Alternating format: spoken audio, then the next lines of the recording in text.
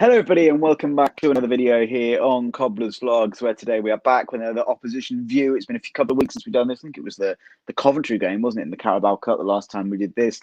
Main reason is me and Will are just both extremely busy at the moment, and it's proving difficult to find time to be able to put content out there. But hopefully, this is kind of the start of the season for us. This is kind of where we're going to be from now on, consistently putting as much out as we can. So apologies for the lack of activity recently, but we're going to try and put as much out there as we can. I'll have a lot of free time over the next few weeks. So hopefully we can get back to consistent uploads. So that's why normally I wouldn't do a stream for this competition, because it is Forest Green Rovers away in the Papa John's Trophy, which nobody really cares about. But I wanted to do something. I wanted to get some content out. So I thought, why not invite Cam along, Cam Hoffman, who is a Forest Green fan. He's also the Forest Green Youth Ambassador.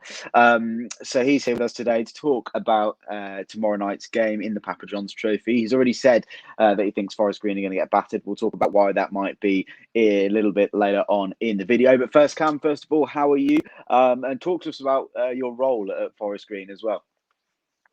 Yeah, I'm good, mate. So my role at Forest Green is I kind of promote the club in a way, and my way of doing that is doing the vlog.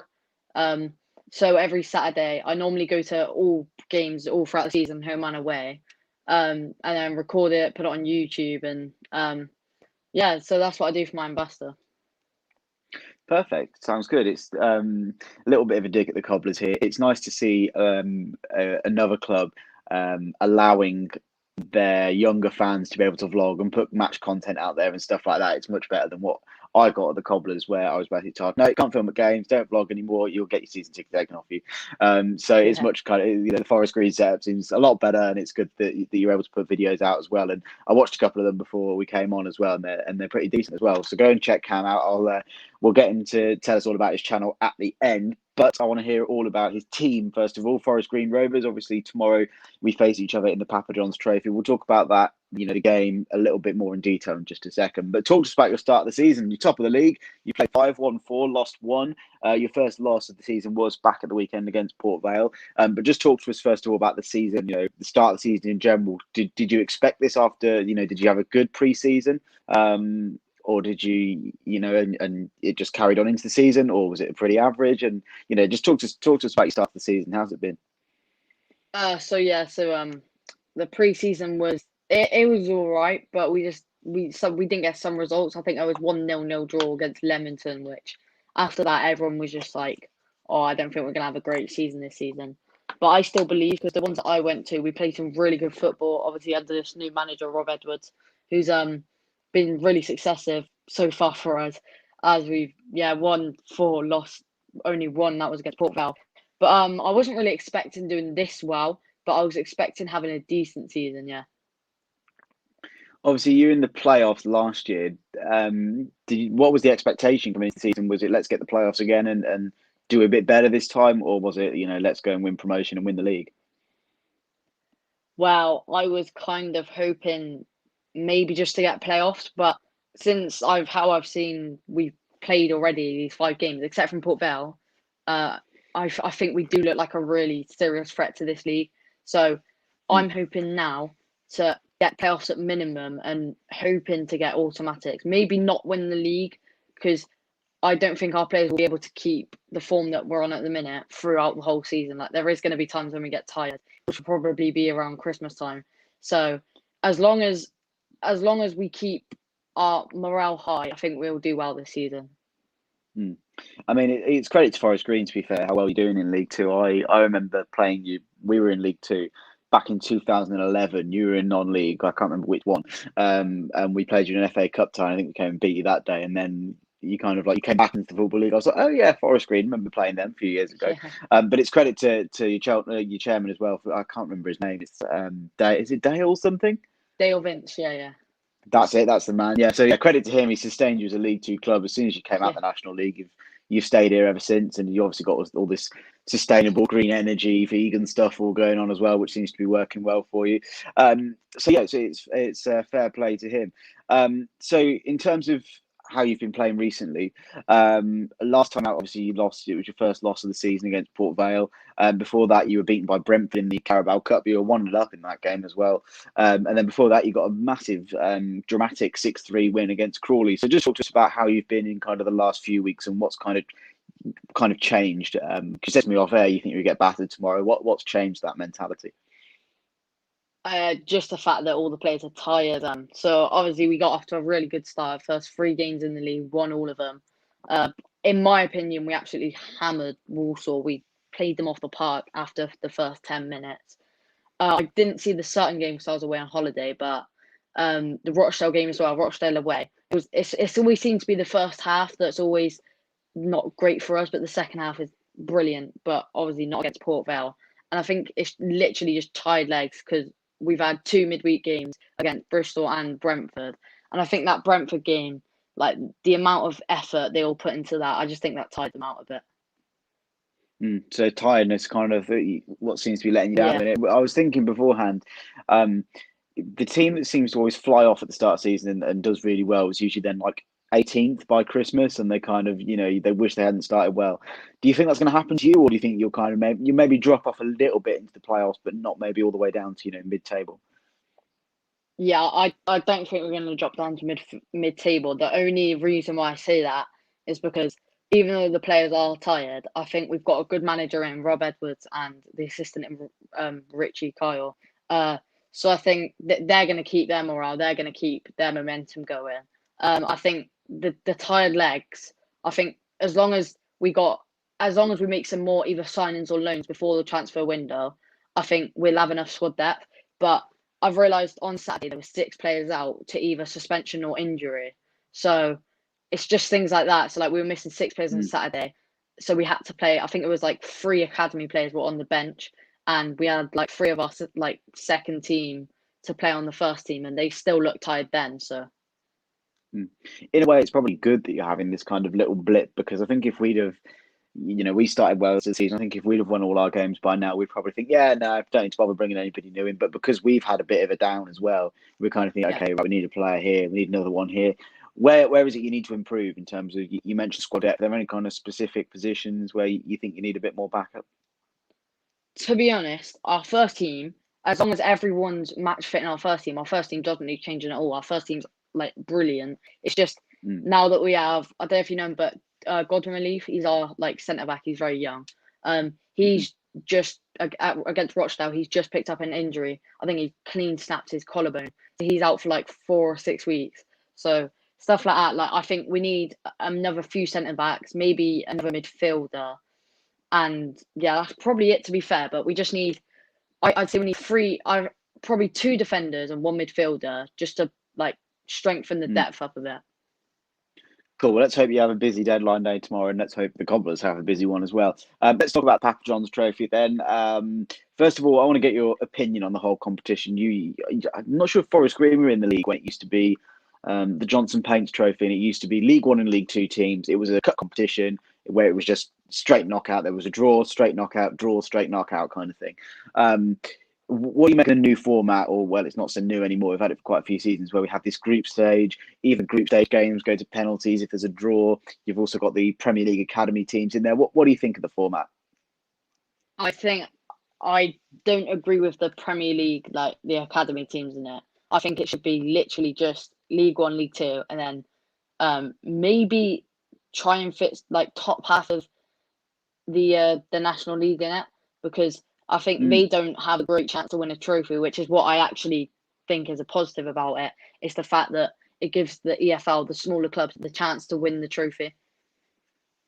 I think that's a really good point. The only problem I would say with that is that the National League is obviously not part of the EFL, so like, so the FA Cup is the FA. Every single team in England can kind of enter that, whereas the EFL is Championship, League One, League Two. So, but then I say that Premier League academies aren't part of the EFL at all, are they? So it's kind of like, if you can chuck these Premier League academy teams, chuck the national, or just not even the top half, chuck the whole National League in, and maybe do that kind of group format where you never know what could happen, or do the straight knockout thing.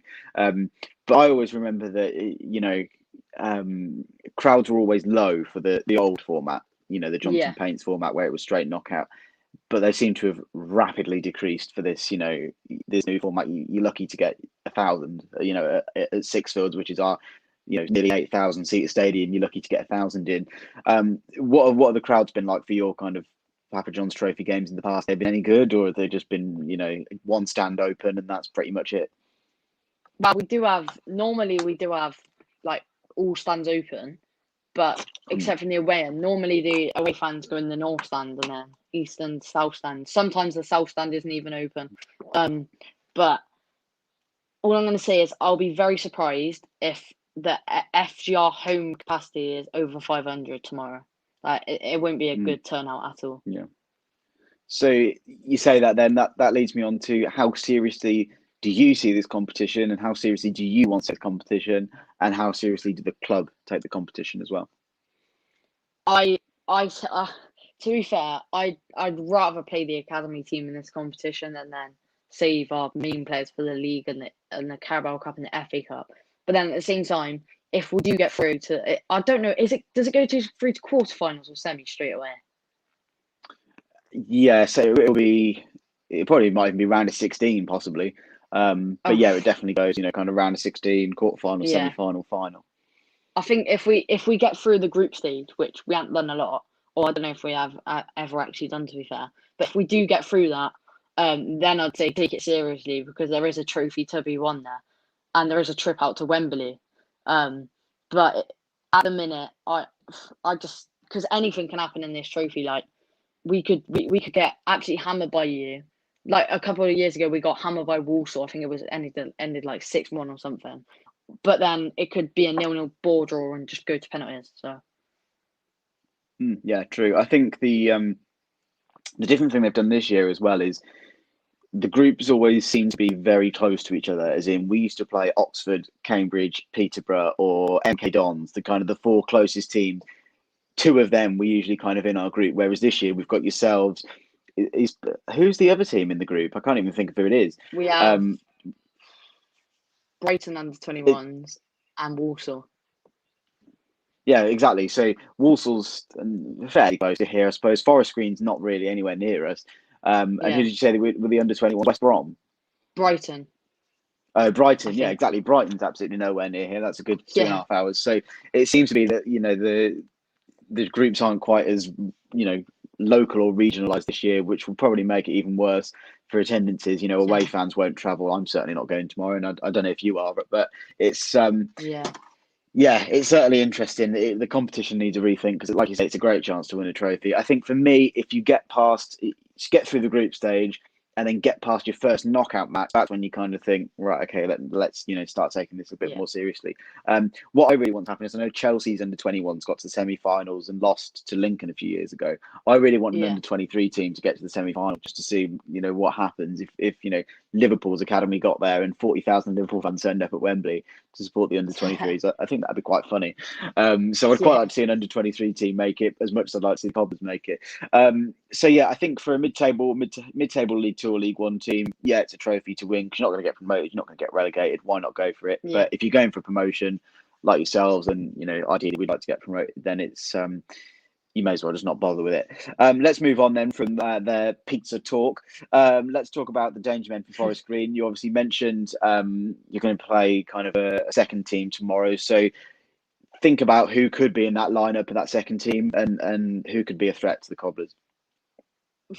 Honestly, I have no clue, because he could put out players like Jamil Matty Stevens, who didn't play against Brentford, but then he could put out some of the academy lot, which I honestly don't know who half of them are. So I hope he plays the likes of Luke Hallett and Josh March, and Jake Young will be a threat if he plays, just because he's got pace and he's got a really good finish on him.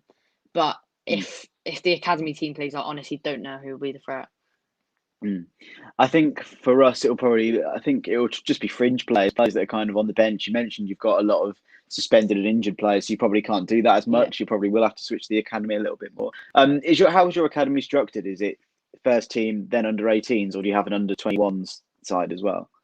I think we have under 18s, and then as soon as you're promoted from that, you get promoted to the first team. Yeah, Promoted to the or first like the team. Yeah, bench. pretty much the same Yeah. as us. So it will literally be the kids out there. I think we'll have kind of like fringe players or players that have come back from injury. Maybe there'll be a big crowd Frost Green tomorrow if Scott Pollock plays, because everybody Oh, seems to love him at the moment. I don't think that will happen. But yeah, Scott Pollock may play. The likes of Sam Hoskins, people kind of on the fringe for us that have been on the bench the last few weeks and have got a point to prove, and I'm sure that'll probably be the same for you guys. So you mentioned there you're not really sure who may play. Talk to us what you think is going to happen tomorrow. You said you're going to get battered. Is it going to be 1-0, 5-0? What's going to happen tomorrow? Give us a score prediction. I think if it all depends what team we put out, really, because I'm pretty baffled to what team we're going to put out. But if we put out an academy team and you put out the likes of your bench and maybe some of your first team or some of your academy, I think you will absolutely hammer us about 5-6-0. But then if we put out half decent side like Jit Young, like Josh March, like Jordan Moore Taylor, I think it could be more of an even game. But if we do put out a half decent side, I just think it'll be a 0-0 penalties. And then a penalties, anyone can take it, really. Wouldn't surprise me to see a 0-0. We were 0-0 against Wimbledon until the last minute, until we made an error and lost 1-0 in the Carabao Cup the other week, and we drew 0-0 to Crawley, who are just awful, on Saturday. So yeah, it's a shame. The good news for you is that your old friend Joseph Mills won't be in action. I mean, it's not good news because I think he's fractured his ankle. So is he injured? He's going to be out for a very long time. He got himself injured at the weekend. So no Joseph Mills for you guys, and he's been really unlucky since he got here with injuries. He's shown what quality he has, but he's been pretty unlucky. So yeah, he's not going to be in action, that's for sure. A fractured ankle, he doesn't take 3 days to recover from that. It will take 3, 4, 5 months. So no Millsy, I'm afraid. So yeah, that's pretty much it. Are you going to be there tomorrow, or are you going to try and watch? Because I think will this be on iFollow? I don't know, but yeah, I'm gonna go. I think the South Stand must be open because I'm going with my grandma there. But to be honest, I am excited for it, but I'm not buzzing. Yeah, I'm sure any football game at the moment, to be able to go back to a football game is kind of what you want at the minute. After almost 2 years away. So yeah, hopefully you have a good evening. Hopefully it's not too good. Not that I really care if it's good or not, because I don't care what the result's going to be, to be honest. But yeah, thanks very much for talking to us, Cam. If you just want to tell us kind of about your channel, where we can find you and all that kind of stuff, please. So my channel is on YouTube at the minute. Last time I checked, it's about 3 hours ago. I have 550 subscribers. I do a vlog on Forest Green, mostly myself, because unfortunately, away games don't let me record the game. But yeah, I'm on YouTube. If you want to go drop me a like and a subscribe, and thank you for letting me be on this with you today. Cool, no problem. So yeah, FGR Vlogs, I think it is. So go ahead over to Cam's channel, give him a sub as well. If you haven't watched this video, if you've been watching this video, please do leave a like on it. Go and leave a like on Cam's videos and subscribe to him. Luke, who's a regular viewer on the channel, one of our most loyal subscribers, says he's going to come and subscribe to you. So thank you very much for that, Luke. So yeah, thanks very much everybody for watching. I'm sure there'll probably be a video about tomorrow night's game on Cam's channel. Whether or not there will be on this channel, I've no idea. But yeah, thanks very much for watching, everybody. Make sure to hit the like button if you haven't already. Subscribe as well. And until next time, we'll see you all later. Bye bye.